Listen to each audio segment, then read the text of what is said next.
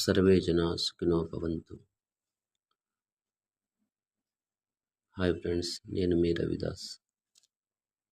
So, ఎవరైతే స్వచ్ఛమైన ప్రేమిస్తారో, స్వచ్ఛంగా ప్రేమిస్తారో, ప్రేమను తీసుకుంటారో, వాళ్ళు ఉన్న ఆనందంగా ఎవరు ఉండలేరు. ప్రేమ అనేది ఒక నశ. స్వచ్ఛంగా ప్రేమించేటోడు నశ తాగే అవసరమే లేదు వానికి. ఆ నశ కన్నా అతీతంగా ఉన్నది. సముద్రంలాగా, ఆకాశంలాగా. ప్రేమలో ఎప్పుడు ఉన్నవాడు కృణ చెయ్యడు. ఘృణ చేయడానికి సమయం అంటది. కానీ మనల్ని నమ్ముకున్న వారికి ఎప్పుడు మనం ఘృణ చేయొద్దు. ఇప్పుడు నేను చెప్పే విషయం ప్రేమ గురించి. మనకు నమ్మిన వాళ్ళకి ఎప్పుడు మనం ఘృణ చేయొద్దు. ఆ తల్లి అయినా, ప్రేయసి అయినా, మిత్రుడైనా, ఎవడైనా సరే. ఈ సమస్త ప్రకృతి ప్రేమతోటే ఉన్నది. ఒక వ్యక్తి మన ఆధీనంలో ఉంటాడంటే అది స్వచ్ఛమైన ప్రేమతోటి మన ఆధీనంలో వస్తాడు. కోపంతోటి, లోభంతోటి, డబ్బుతోటి ఎవ్వరిని మనం లొంగ తీసుకోలేము. ఒకవేళ లొంగ తీసుకున్నా అది ఎక్కువ రోజులు నిలవదు. ప్రేమ ఎప్పుడు ఘృణ చెయ్యదు. ఒకవేళ అలా చేస్తే అది ప్రేమ కాదు, శోషణం. అంతే. అబద్ధపు ప్రేమ అహంకారాన్ని సంతుష్టి చేస్తుంది. మనతోటి ఉండే సమాజం మనకు విలువ ఇస్తుంది, ఒకసారి ఇయ్యదు. సో ఎదురుంగ వ్యక్తి ప్రవర్తన బట్టి మనది ప్రవర్తన ఉంటుందంటే మన ప్రేమలో ఏడ తక్కువ ఎక్కువ ఉన్నదని అర్థం. వాడు మంచిగా రెస్పెక్ట్ ఇచ్చినప్పుడు మనం మాట్లాడేది, రెస్పెక్ట్ ఇవ్వకపోతే వంక తీసి పక్కకు పెట్టేది. అది కుటుంబ విషయాలు కూడా చేస్తాము, బయట వ్యక్తుల విషయాలు కూడా చేస్తాము. ఇది అవుతుంది, కొన్నిసార్లు అవుతుంది. ఎవడు ఎట్లా ఉన్నా నువ్వు నీలాగా ఉండడం నేర్చుకోవాలి. ప్రేమమై జీవించాలి. ప్రేమగా ఉండి ప్రేమమై జీవించాలి. ప్రేమతో బ్రతికే వ్యక్తికి అకారణముగా సంతుష్టి, సమాధానంతో ఉంటాడు. నిజంగా ప్రేమతో బతికే వానికి ఎదురుంగ వ్యక్తితోటి ఆనందం వస్తుంది అని కాదు. ఎదురుంగ వ్యక్తులు ఉన్నా లేకపోయినా నిజంగా స్వచ్ఛమైన హృదయంతో ఉన్నవాడు ఎప్పటికీ ఆనందంగానే ఉంటాడు. ఆనందం అన్నది మన స్వభావమే. అది మన స్వభావం. అకారణముగా వాడు సంతుష్టి ఉంటాడు. ఎదుటివాడి మీద వాని ఆనందము, సంతుష్టి డిపెండ్స్ లేదు. ఒకవేళ ఎదుటివాడిని చూస్తే నాకు ఆనందం వస్తుంది, వాడు మాట్లాడితే ఆనందం వస్తుంది అనుకుంటే అది ప్రేమ కాదు, మోహం అని తెలుసుకోవాలి. కొన్నిసార్లు ఏమవుతుందంటే యువావస్థలో ఉన్న వాళ్ళు, స్త్రీ అయినా పురుషైనా ఎవరైనా అంతే అని చిన్నగా ఉన్నప్పుడు ప్రశాంతముగా, ఆనందముగా, ఏ కులమో మతమో డబ్బు లేకున్నట్టు ఆనందంగా ఉంటాడు వాడు. ఎప్పుడైతే యువావస్థ వస్తుందో అప్పుడు వాడి జీవితంలో ఏదైనా ఒక పిల్ల వచ్చిందనుకో, ఆ పిల్ల జీవితంలో పిల్లగాడు వస్తే ఎప్పుడైతే మనిషికి మనిషి చూసినాక అది అట్రాక్షన్ కింద ఒక స్పందన కలుగుతుంది, ఒక భావన కలుగుతుంది. ఈ పిల్ల నా జీవితంలో వస్తే నేను ఆనందంగా ఉంటాను అని అనుకుంటాడు. ఇంకా అర్థం చేసుకోలేడు. అర్థం చేసుకోక తన మీద ఆశపడి తను ఎప్పుడు ఏడిపోతుందో, కాలేజ్కి ఎప్పుడు పోతుందో, ట్యూషన్కి ఎప్పుడు పోతుందో, గుడికి ఎప్పుడు పోతుందో, ఎప్పుడు లేస్తుందో అది అబ్జర్వ్ చేస్తాడు. అబ్జర్వ్ చేసి ఫాలో అవుతాడు. రోజు చక్కర్లు కొడతారు. సద్యకు వర్తమానంలో జరిగే విషయాలు ఇవన్నీ. కొడతాడు, తిరుగుతాడు, నవ్వుతుంది, చూస్తుంది, ఎన్నో ప్రయత్నాలు చేస్తాడు. ఆ ఏరియాలో ఉన్న వాళ్ళు పరిచయం ఎవరైనా దొరుకుతారా చూస్తాడు. అక కొన్ని కారణాల వల్ల ఏదో విధంగా ఎంటబడి తన దృష్టి పడేలాగా చేసుకొని ఇప్పుడైతే మొబైల్ వచ్చింది, టెక్నాలజీ వాడొచ్చింది, ప్రేమించడానికి పెద్ద కఠిన పరిస్థితులేమి రావు. నంబర్ తీసుకొని మాట్లాడుతుండు. ఎప్పుడైతే మాటలు మొదలైన తర్వాత అప్పుడు మనిషికి మనిషి ఆసక్తి ఇంకా పెరుగుతుంది. సో పెరిగినాక మెసేజ్లు చాటింగ్లు ఇవన్నీ అయితే ఎప్పుడైతే పిల్ల మెసేజ్ చెయ్యదో, పిల్ల ఎప్పుడన్నా పనిలో పడి మర్చిపోతుందో, వీడి వీడి కోపం వచ్చిందంటే ఆ ప్రేమ కాదు, మోహం ఉన్నది. ఇవన్నీ జరుగుతున్నాయి. ప్రేమలా కోపం ఉండదు, స్వార్థం ఉండదు, డబ్బు ఉండదు, ఇవన్నిటికీ అతీతంగా ఉంటుంది. ప్రేమించిన వ్యక్తి మనకు కనబడకుంటే మనం విచలిత అవుతున్నామా? ఒకరోజు 4 రోజులు నీకు నచ్చిన డ్రెస్ వేసుకోకపోతే నువ్వు డిస్టర్బ్ అవుతున్నావా? ఉం? ఇవన్నీ కామానికి సంబంధించినయా, ప్రేమకు సంబంధించినయా చూసుకోవాలి. స్వచ్ఛమైన ప్రేమించేవాడు తనకు ఇబ్బంది పెట్టాడు, వాడు మనసుకి ఇబ్బంది పడడు. మనసు పదే పదే పదే పదే పదే ఆలోచిస్తుందంటే అర్థం ఏమన్నట్టు? ప్రేమించేవాడు చింత చేయడు, ప్రేమించుకుంటూ పోతాడు.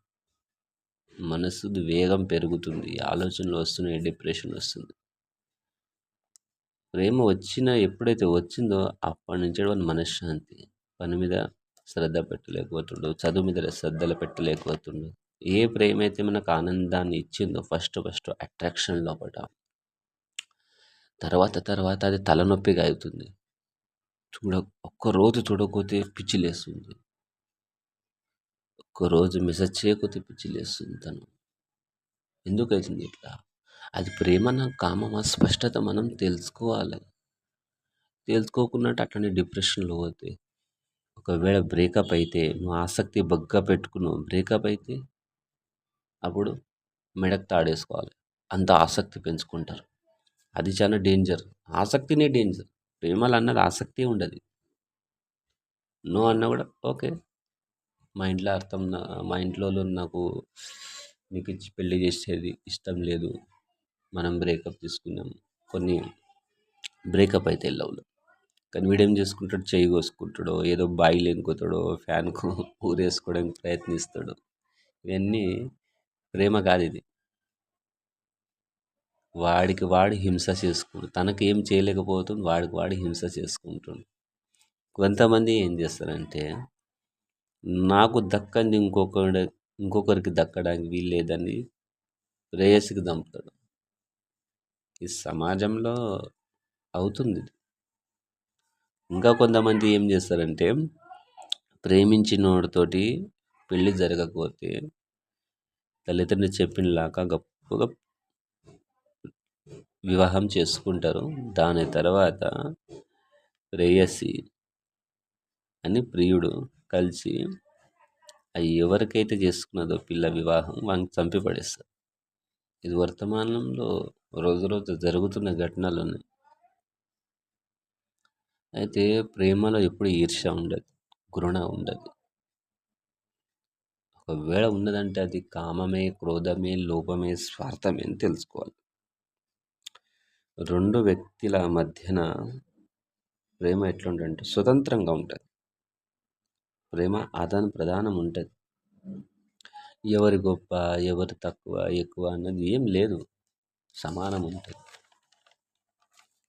ప్రేమ యొక్క లక్షణం ఉన్నది. స్వచ్ఛమైన ప్రేమ బంధముక్తం ఉంటుంది. ఇప్పుడు ఎవరికెవరు బంధించుకోరు, ఏ విషయంలో కూడా బంధించుకోరు, స్వతంత్రంగా ఉంటుంది. అసొంటి ప్రేమనే ఈశ్వర ప్రేమ. ఈశ్వరు కూడా అట్లనే ఉంటాడు, ఎవరికి బంధించాడు భగవంతుడు. నీ కర్మలే నిన్ను బంధిస్తాయి, మన కర్మలే మనకు బంధిస్తాయి. ఈశ్వర ప్రేమ, ప్రకృతి ప్రేమ ఇట్లా సమానంగా ఉంటుందో, గాలి అందరికి సమానంగా వస్తుంది, ఎండ సమానం, నీడ సమానం. ఈశ్వరు యొక్క ప్రేమ ప్రకృతి ద్వారా మనకి ఎట్లా దొరుకుతుందో అట్లా ప్రేమించేవాడు కూడా అందరికి సమానంగా చూస్తాడు. జీవితంలో ప్రియురాలు వచ్చిందని, ప్రేయసి వచ్చిందని తల్లిదండ్రికి తక్కువ చేయడు. కొంతమంది తక్కువ చేస్తారు. వాని జీవితంలో ప్రేయసి తప్ప నాకు ఏమీ లేదు. దానికోసం ఉన్న తల్లిదండ్రికైనా తల్లిదండ్రికి కూడా త్యాగం చేయడానికి వెనక ముంగడ కాడు. దాని తర్వాత డబ్బు కన్నా ఎక్కువ నాకు పిల్లని అంటాడు. అన్నిటికన్నా జాబ్ కన్నా ఏదైనా తెగించడానికి తయారు. పిల్ల జీవితంలో రాకముందుకు అన్నీ విశేషంగా ఉండేది, కానీ పిల్ల వచ్చిన తర్వాత అన్నీ పడిపోయినాయి. మరి ఇది ప్రేమనా? కన్న తల్లిదండ్రికి నువ్వు పక్కకు పెడుతున్నావు ఇది. మరి ఇది ప్రేమనా? ప్రేమించేటోడు అందరికీ ఉపపిస్తాడు. తల్లిదండ్రికి ఉపపిస్తాడు, ప్రేమించే ప్రియురాలకు ఉపపిస్తాడు అందరికి. ఒకవేళ వాని స్వచ్ఛమైన ప్రేమ ఉంటే వాడికి నలుగురు సహాయం చేస్తాడు. దాని ద్వారా కోరటం పద్ధతి ఏదైతే ఉన్నా చేసుకోవచ్చు. అంతేగాని ఒకటి వచ్చిందని మన జీవితంలో ఇంకొకటి దానికి తక్కువ అంచనా ఎప్పుడు వేయద్దు. ఒకవేళ దక్కకపోతే కూడా ఏడవకు. ఇవి అన్నీ అనుకున్నలాగా అయితేనే ఎప్పుడు కాదు, మనం అనుకున్నలాగా అయితేనే కాదు. మనిషి ఎప్పుడు మోసం చేస్తాడో తెలియదు. 20 ఏండ్ల నుంచి ఉన్న ఫ్రెండ్ ఒక చిన్న కారణం వల్ల విడిపోతాడు. ఎన్ని జరుగుతలేవు? 20 ఏండ్లు 30 ఏండ్లు ఫ్రెండ్షిప్ ఒక 4 నిమిషాల్లో తెగిపోతుంది ఒక మాట వల్ల. ప్రేమించేటప్పుడు అసలు ప్రేమ అంటే తెలుసుకోవాలి. ప్రేమించే వ్యక్తి యొక్క మనసును తెలుసుకోవాలి, వాళ్ళ ఆలోచనలు, వాళ్ళ బుద్ధిని, ఏ సమయంలో ఎట్లా ఉంటారు, ఎట్లా ఏంటి మన లైఫ్, మన 60 ఏండ్లు 70 ఏండ్లు మనతోటి ఉండే ఒక జీవిత భాగస్వామి ఎట్లా ఉండాలి, ఎలాంటి మైండ్ సెట్ తోటి ఉండాలి మనం ఆలోచించాలి, ప్రత్యక్షం చూడాలి. మన జీవితంలో ఒక గురువు ఎంచుకునేటప్పుడు, ఒక జాబ్ ఎంచుకునేటప్పుడు, మన జీవిత భాగస్వామి ఎంచుకునేటప్పుడు మనం తొందరపాటు చేయొద్దు. ఇది ఒక్కరోజు సంసారం కాదు. రోజు పొద్దుకి జీవితాంతం వాళ్ళతో కలిసి ఉంటాం. ఆలోచనలు కలవకపోతే జీవితాంతం ఏడవాల్సి వస్తుంది మనం.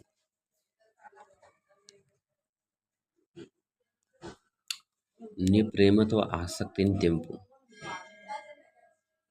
ఆసక్తి, అనాసక్తి, ఘృణ, క్రోధము, ఈర్ష్యం ఇవి అన్నిటి ముక్తి చేసేవాడే.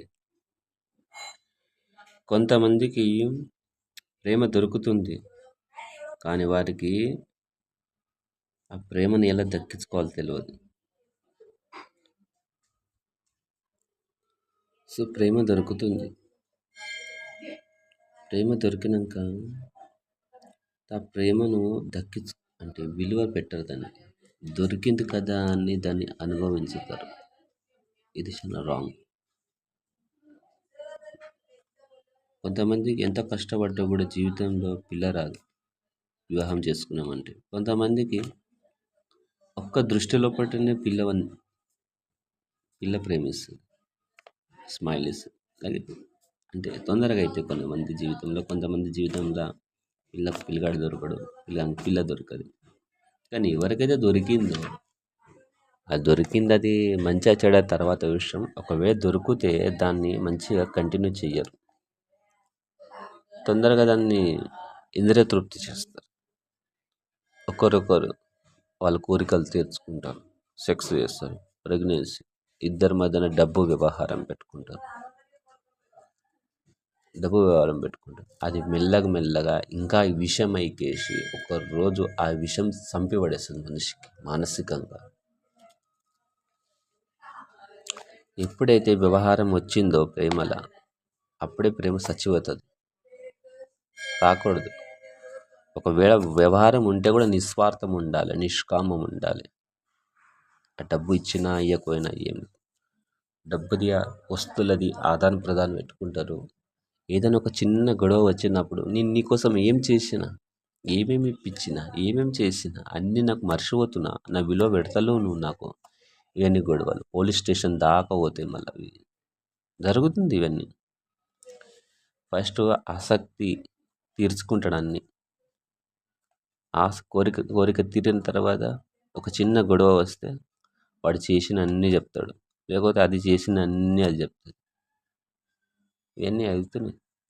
ఇట్లా గిట్ట ఒకవేళ మన జీవితంలో ఉంటే అది ప్రేమ కాదు. రాగద్వేషాలు ఉన్నవాడు ఎప్పటికీ ప్రేమించలేడు. రాగద్వేషాలు ఉన్నవాడు భక్తిలో కూడా ప్రగతి సాధించలేడు. ప్రపంచంలో సాధించలేడు. ఒకవేళ ఏదైనా సాధిస్తే వాడు ప్రశాంతంగా ఉండలేడు. ఇది సత్యం. ప్రేమలో సంశయాలు వస్తే, ఒకవేళ ఏదన్నా మాటకు మాట అయితే అప్పటికప్పుడు దాన్ని నివారణ చేసుకోవాలి. దాన్ని పెంచుకోవద్దు విషయాన్ని. ఏదైనా విషయం సంశయం వచ్చిందా, నాకు ఇది సంశయం వచ్చింది, నాకు స్పష్టత దీని గురించి, విషయాన్ని మనసులో పెట్టుకొని నానేస్తే అది విషయము విషమవుతుంది. అప్పుడు విషయము విషం కాకముందుకే క్లియర్ చేసుకో. మళ్ళీ ఎప్పటిలాగా ఫ్రీ మైండ్ తోటి ఉండు. మనసులో పెట్టుకోకు, నేను చాలా రోజుల నుంచి నిన్ను చూస్తున్నా, నువ్వు అటెండ్ చేస్తున్నావు, నేను ఓర్చుకుంటున్నా అంటాడు. సో విషయం కావద్దు ఇప్పుడు కూడా. అది తల్లిదండ్రుల విషయంలో అయినా, ఫ్రెండ్స్ విషయంలో అయినా, పార్ట్నర్ విషయంలో అయినా, ఏ విషయంలో అయినా సంశయాలు వచ్చినప్పుడు మనసులో పెట్టుకోవద్దు. అది మనసులో పెట్టుకొని అదొకటి విషయం తయారవుతుంది. ఏదైనా చిన్న గొడవ వచ్చినప్పుడు ఉన్నాయి లేని అన్నీ తీస్తాడు అప్పుడు. ఇది క్షణ ప్రమాదం. ప్రేమతోటి ఉండాలి. సమస్త ప్రకృతి ప్రేమతోటే ఉంది, నిస్వార్థంతో ఉంది. అట్లా మనం కూడా ఉండాలి. ప్రకృతిలో ఉన్న ప్రతి చెట్టులో చల్లని నీడనిస్తుంది, గాలినిస్తుంది. కానీ మన నుంచి ఎలాంటి అపేక్ష కోరుకోదు. తీయటి పండ్లు ఫలాలను ఇస్తుంది, కొన్ని చెట్లు ఔషధాలు ఇస్తుంది, ఇవన్నీ ఇస్తుంది. ప్రశాంతముగా ఉంటుంది. పరోపకారం అంటే ఇది ప్రకృతి యొక్క స్వభావం. అట్లా మనిషి కూడా ఉండాలి. కానీ మనిషి దుర్మార్గుడు, తేనె పూసిన కత్తిలా అంటాడు. తేనె ఉంది కదా అని ఒక దానికి నాకం కోతే నాలుక కోసుకొని అవుతుంది. మనిషి ఎప్పుడు మిత్రుడవుతాడో ఎప్పుడు శత్రుడు అవుతాడో తెలియదు. నిజంగా ప్రేమ చేసేటోడు ఎప్పుడు రెస్పెక్ట్ కోరుకోడు, డబ్బు కోరుకోడు, వాద్లాడడు, బంగారము, ఇజ్జత్, మానము, అపమానం ఇవన్నీ కోరుకోడు. ఇవన్నిటికీ అతీతంగా, స్వతంత్రముగా, స్వచ్ఛముగా, సంశయరహితముగా, నిస్వార్థముగా ఉన్నదే ప్రేమ. ఒక వ్యక్తిని ప్రేమిస్తాడు, మాటికి నేను ప్రేమిస్తున్నా, ఐ లవ్ యూ అంటుండంటే ఆ ప్రేమలో ఏదో చెత్త ఉన్నదనుకోవాలి. ప్రేమించేవాడు ఎప్పుడు నేను చెప్పాడు నేను ప్రేమిస్తున్నా చెప్పాడు, జీవిస్తాడు. ప్రేమమై జీవిస్తాడు, చెప్పాడు ఊకే. ఒకవేళ చెప్తుండంటే ఏదో ఉన్నదని అర్థం అన్నట్టు. అది పరస్త్రీ విషయంలో ఉండని, ఎవరైనా ఉండని, తల్లిదండ్రుల విషయంలో ఉండని, ప్రేమమై జీవిస్తాడు. ప్రకృతిలాగా సమానము, సమత్వము, సమశ్రద్ధ ఇవన్నీ కలిస్తేనే నిష్కామ ప్రేమ, బంధముక్త ప్రేమ. ప్రేమించే వ్యక్తికి ప్రేమ అంటే తెలుసుకోవాలి. ముందు తల్లిదండ్రుల ప్రేమ అంటే ఏమి, ప్రేయస్సు ప్రేమ అంటే ఏమి, ఇవన్నీ ప్రేమలు, భావాలు ఇవన్నీ తెలుసుకోవాలి. అది ఎవరి మీద ఉండదు, స్వచ్ఛంగా ఉండాలి. ప్రేమించు, స్వచ్ఛంగా ఉండు, పవిత్రంగా ఉండాలి. ఇదే నేను చెప్పాడు. సృష్టిలో ఒక వ్యక్తి మనిషి ప్రేమించినప్పుడే మన ఆధీనంలో ఉంటాడు. మన ఆధీనంలో ఉండాలని ప్రేమించద్దు. ప్రేమించేది నీ స్వభావం, అది నీ మూల స్థితి. ఆ మూల స్థితిలో ఉండి మనం ప్రేమించాలి. ఇదే నేను చెప్పేది. సో, సర్వే జనా సుఖినో భవంతు. మీ రవిదాస్.